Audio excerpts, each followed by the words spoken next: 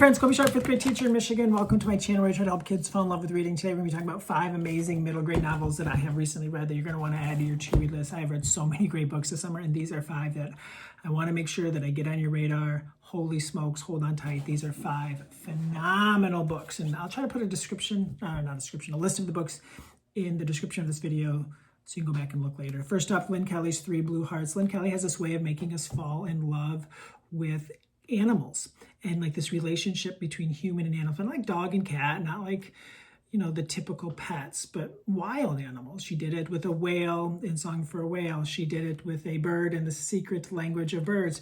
And now she's done it with an octopus in 3 Blue Hearts, a story of a boy named Max who is not real tight with his dad. Mom and dad are divorced. Dad is a big politician, always trying to look for a photo op and kind of use Max as like a prop almost.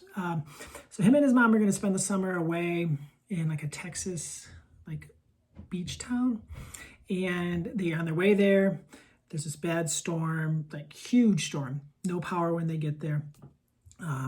Next day Max is out walking on the beach and he sees an octopus that appears that it's dying. It's in really bad shape, and Max, you know, kind of reaches forward and it kind of like grabs onto Max's arm, and he gets to like this grill that's like abandoned grill and like fills it up with water, gets the octopus in there, eventually is able to get it to an animal like rescue place in town, and then he becomes friends with people through that animal rescue, and he's like kind of getting a fresh start on friendships and different things because, you know, things weren't going great back at home, and he like supervises and watches and helps this octopus Ursula kind of like try to get back to life and try to be able to be okay. There's some heartbreaking things in this book. I'm just going to tell you, there's going to be some tears, but in a beautiful, beautiful, magical way that just makes this a phenomenal book. Side note, Max's dad's second wife, who he divorced or got divorced with, Max loved her parents, and he was really close with his step grandma and grandpa. And even though they're no longer married, he's still really tight with them. I just like that wrinkle. I thought that was really cool and really interesting, and I love that that was included in this book and was part of the story. Number 2, Chris Grabenstein. You know him from Mr. Lemoncello's Library and a bunch of other books. This is an amazing story about these boys, Benji and Ethan. They are not close at all. The younger brother wants more than anything to be close with his older brother. It's just not happening. But then the parents decide, with like the aunts and uncles, like the whole family owns like an outdoor shop, like camping and that kind of thing. They decide that if older brother takes a road trip with younger brother to Vegas, they will give him the family truck, like a really nice truck, when they get back. Come to find out, younger brother wins like a certificate for some contest with Miss Penny Pickle, and they end up somehow on this like race across America, amazing race thing against all these other pairs, and it's kind of taking them towards the Grand Canyon, but they have to do all these wild and zany things along the way, and they get really into it, and watching their bond, their brotherhood just kind of come together is really beautiful and really special. I really thought that I had this book figured out. I knew exactly how it was going to end. I could not have been more wrong. I could not have been more wrong in the most beautiful way, because the way that this book ends blew my mind. My jaw was just like, what?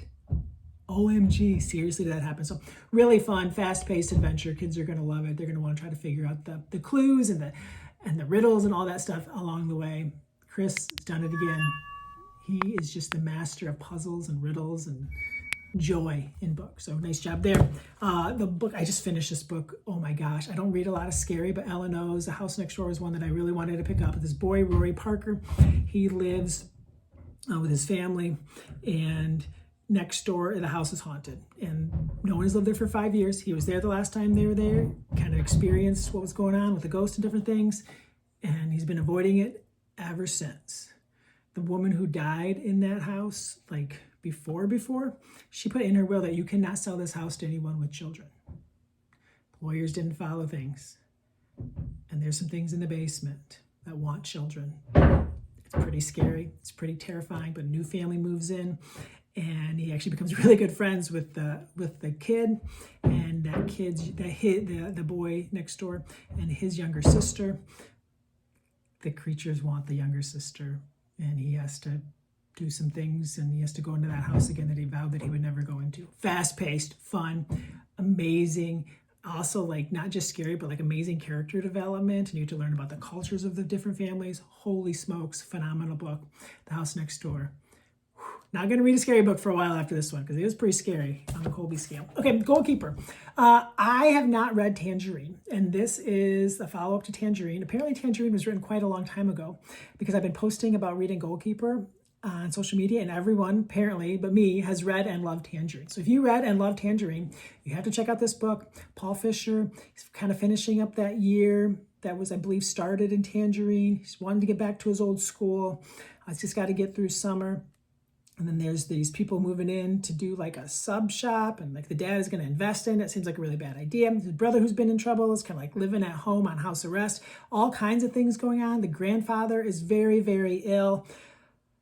I can see why people love Tangerine, because Edward has created a beautiful world, a magical place that young readers are going to be really excited to go back to. And I hope that it'll make people want to read Tangerine. I know it made me want to read Tangerine. I have not read Tangerine, and I'm sure I would have noticed some things in this if I had, but my reading experience was amazing. I didn't feel like I was missing out on anything. So check out Goalkeeper. Phenomenal. Jeannie Birdsall, you know her from the Penderwicks, one of the just great series of this century. She has written a book called The Library of Unruly Treasures. It's about this girl named Gwen who has just awful parents. Parents are divorced and they're just awful. She kind of gets pushed back and forth, passed back and forth. Neither one really wants her.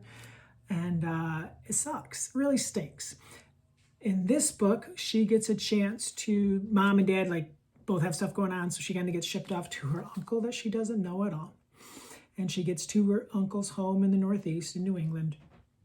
And he is like the best to her. And she also looks exactly like her uncle's oldest daughter, who is overseas, like studying or working. And I just like loving her living her best life. I was loving just their relationship, seeing this kid get a chance to experience things. I didn't look at the cover very well, because like, look at these are some magical creatures. This is a fantasy book, and I didn't see it coming because I wasn't doing a lot of pre-reading. And oh my gosh, phenomenal. You have to check out this book. The Library of Unruly Treasures is so stinking good. Hope you found something awesome to add to your to-read list. These are 5 great books that I think your readers are going to love.